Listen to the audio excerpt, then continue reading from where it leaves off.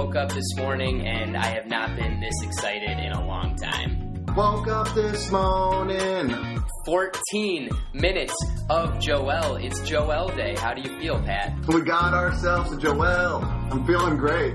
Good. The Pass First Hoops cast, Friday, May 20th here, and we're going to try a little something today. We're trying something out today that we've been wanting to do, and it's player profiles, and who better to start with than a guy that we both know and love, the Pistons' third-string center, Joel Anthony. The big fella. The 6'9" center, number 50. 14 of Joel. Let's get it. So who is he? Joel is 33. He's 6'9", 245 pounds, and he's from Montreal, Quebec, in Canada.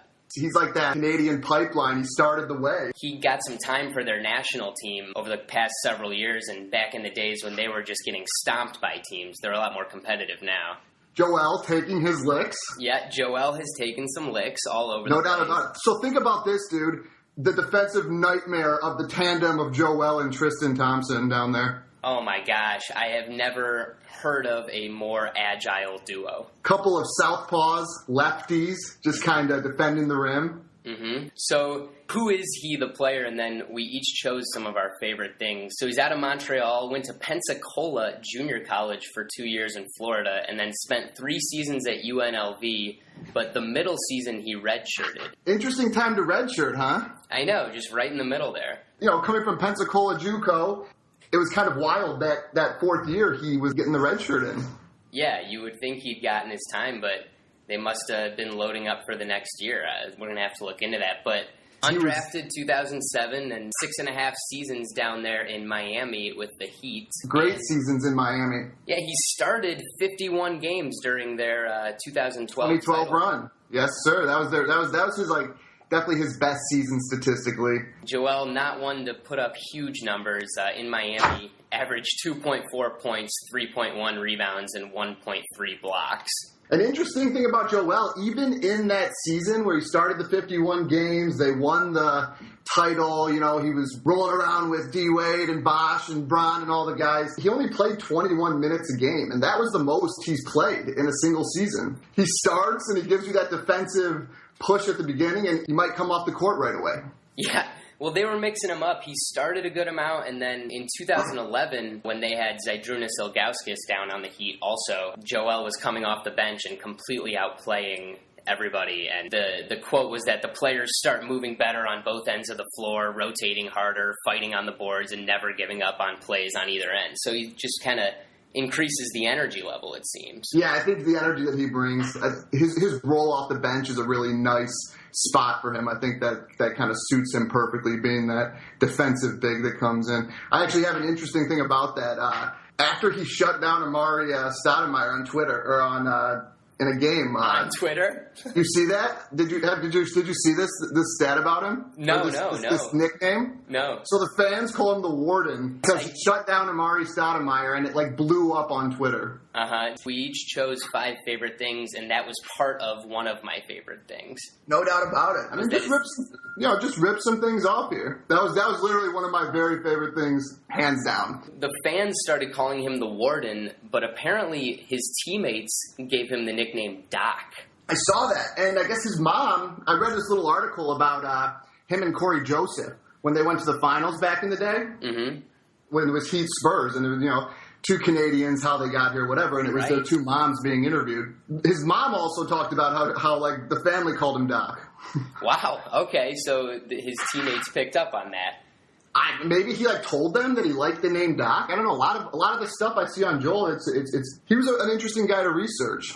Yeah, and 2 things. I have to correct you. It's Joel. Yeah, which I know you know. I have troubles pronouncing my L. The extra syllable, definitely from the French background up in Quebec. Yeah, Montreal, baby. And then a lot of these Canadian players who have blown up, their ancestry is from the Caribbean areas, and Joel's is as well. No doubt about it. So is Andre Drummond's. Yeah, Andre as well. We talked about kind of his path. He spent 6.5 seasons with the Heat, was traded to Boston, spent like an off season there, or just the end of the 2014 season. That was kind of a tough time for Joel, I read. It was kind of like that moment in his career where he was deciding like what the next move was going to be. Right. He was on a team with a lot of young bigs and didn't necessarily have a role like he did in the past. Wasn't sure. He was falling out of favor. He's 31, 32 years old. And yeah, he had been on this unbelievable ride with the Heat. Think about how great that must have been. I know. One of those guys. And if you think SVG and him don't have advanced conversations about some of the way things were done down in Miami and just being around players like LeBron, D-Wade, and Bosh, you're kidding yourself. Being able to start with those guys and play alongside them, imagine that. Yeah, and their preparation and how their approach, it must have been amazing. And for a young team like us, we need a guy who has been around that kind of level. Yeah, he's been to 3 NBA finals, like 2 championships himself. This is like the most decorated player on our squad. So then after Boston, we traded Will Bynum for him right before the 2014 season. I want to say coming in, he was the only player on our team with a championship ring. No one comes to mind for me as well, right. I would assume. I mean, it's kind of funny that we traded Will for him. That was one of the things I made sure to write down. Yeah, that's in my favorite things. All right, let's go to the favorite things. So we know a little bit about him. He was SVG's first trade was to acquire Joel Anthony right before the 2014 season. What was one of your favorite things about our fella, Joel Anthony? My very favorite thing that stuck out to me was the fact that he finished second in the NCAA in blocks per game his senior year. After that interesting redshirt season, he came out and was just a monster, like on the glass. Yeah, must have just been working on his vertical jump. Right, and that year he was the Mountain West Defensive Player of the Year. It just sounds like he just absolutely dominated that conference, which that was really good basketball back then as well. Still is good hoop over there. No, yeah. That's true. Just to see that he's a defensive nightmare right off the bat like that. Mm-hmm. Kind of go back and forth. My first favorite thing was in college during that year that you just mentioned.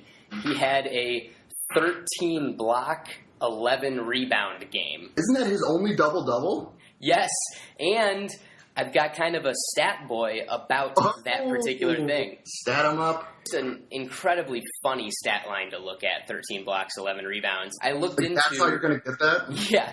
So I looked into NBA players who have put up less than 10 points, but also had 10-plus blocks and 10-plus rebounds. Can I just throw out a name just to see if he's one of them? Please. Hassan Whiteside? Yes, but he has never done the exact thing I mentioned. He had 25, 10, and 10, and then he had 10, 10, and 10. So, yeah, because Hassan can score the rock. Yeah, he did not have single-digit points, so he was not eligible. Okay, well, just wanted to throw him a little love. No, for sure. And I was actually bummed that he wasn't on this list, so I'm glad you tossed him out. But so he's my dude. 8 people who have done this in the NBA. Really? But we'll throw this on social media later, the full list. But there's a guy named Mark Eaton who was on Utah back in the 80s, and he did this exact thing 9 times. Damn. So he kind of made this up. Wow. Different basketball back then. Right. Manute Bol back in the late 80s did it 5 times. And then modern day fellas, Marcus Camby did it in 2008. He had 8 points, 24 rebounds, and 11 blocks. Camby definitely always filled it up on the stat sheet outside scoring. On the Nuggets there. And then Serge Ibaka, OKC. No way. 2012. He's done this, huh? Yeah. That makes sense. So I love Serge when he first came in. That's just a very funny stat line to look at, but I'll toss it back to you for another favorite thing about Joel. Joel has not done it, unfortunately. That's insane. I'll get you the full list later. Going back to Joel, one of the things that was my favorite part was how he handled the trade to 76ers. I thought I should put that in there. Yes, I felt so bad for him. He's so I know, lucky. I felt terrible about it, and I didn't even want it. Like, you know, think about it. We gave them our first-round pick. Right. In hindsight, you're tossing Joel in there. The Sixers probably see him as someone who can, you know, be a vet over there, whatnot, but with their bigs. That's not where he's trying to go at this time in his career. No, it was such a business decision. And Stan Van or SVG was so sad about it. He talked about after when we brought Joel back, when the trade was vetoed there, that he was very happy to go through this with a guy like Joel. The openness of SVG and then just the understanding of the whole business by Joel is a good combination for something like that. Yeah, like one of the things SPG said was, he's like, I've never been through this. It's a little awkward. Like, he just tells it exactly how it is, right to us. And, like, it's tough. Like, Joel was happy to come back. I remember I was like reading an article right off the bat when it happened because I was so interested in the whole thing. And I think someone got to him, and he was just like, yeah, I was in Philly. Now I'm back at practice. Right. Here we go. He's going to try to teach these guys. I was like, all right. When he heard the news, he said, it's great to be back here. I love the guys on this team, and everyone was happy with me coming back, and he was looking forward to helping moving forward. Just very Joel. Yeah, he didn't even, it was like no hard feelings. Yeah. I'm going to name mine. In a 2011 playoff series, Heat fans chanted MVP while Joel was at the line. Oh, that's hilarious, dude. I wrote that down as well. Oh, I love that we overlapped. Do you have any others? Something I wanted to talk about was a young fella like Darren Hilliard talked about how much Joel made an impact on him this season. No kidding. Yep, he said, like, watching Joel go in randomly into, like, that Chicago overtime game after he hadn't played in forever made him realize how much he had to stay ready to go. And it ended up impacting him because he got called on in really random times. Indeed. We talked about Darren last time. That's I know, and when I saw that, I was like, I have to throw this in because we discussed him. Right.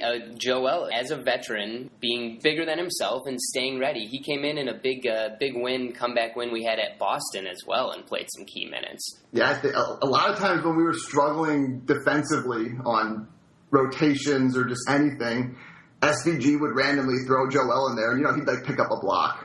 Yeah, he'd go out there, be energetic, and kind of show Baines and Drummond the kind of energy they need to bring. Yeah, no doubt about it. So all right, I got two more. When he got traded to Boston, he grabbed a locker right next to Kelly Olynyk, his fellow Canadian, upon arrival. Oh, man, Kelly. Two guys that are familiar with each other. Why would you not do it? Indeed. Anything else from you? Oh, when they asked him about Andre, like when he first got here, they're like, "What do you think about Andre Drummond or whatever?" And all he said was, "Anything I can do to help the talented big man." Yes, absolutely. Like that was his response, just perfect. I don't know. He's just such a vet, and you can just tell that he just does it the right way. Yeah, he's calm, easygoing. I guess from like a young age, he was like a community guy. Okay, placing his mind in the right place, using his impact. Just out there. All right, I got one more. Yeah, let's hear it. I just love that he came in a trade where we traded Will Bynum. I love Will Bynum. Will Bynum, great story out of Chicago, did a lot of great things to us. But the bottom line on him, he was a Piston from 2008 to 2014. That's the darkest stretch that we've ever had, and just kind of signaled, just some new life at that time. Some fresh air. Like I remember, Will had done really good things for us. We re-upped with them. He was part of that squad that we tried to take into that next tier, and this was kind of the end of it here. Yeah, that was a big move. Anything it really else? Was. It's very wild that this was SVG's first move. Like I had that noted as well. Like to be his first move. Like he loves Joel. Well, it shows where it's a huge focus. You need to have people around who have done it before. No doubt about it. So it was a very pleasant experience looking up the big guy. I know. I didn't want to stop finding out things about Joel, and I encourage everyone to do their same with their Friday or whatever day you listen to this. Yes, seriously. Go ahead. I don't want to rush, but that was a big-time lightning round, and we got a lot in there about Joel Anthony. Fired it off. You should know pretty much everything you need to know about him at this point. Some quick hits on Joel, and I'm sure we'll be back for more. Oh, absolutely. That's it. That's all. You've got 14 That's all minutes. She wrote? We went a little bit over. We'll see what happens. But this has been Drew with the Pass First Hoopscast, and we've got some Joel stuff up on our Instagram page at Pass First Hoopscast, and we're on Twitter, and please just engage with us and give us a follow. We're committed to bringing useful content onto the social medias, so stick with us there. Enjoy the weekend. This has been Pat. We're signing out. Until next time. That is all she wrote. I will talk to you later, Pat. See you, dog. Peace.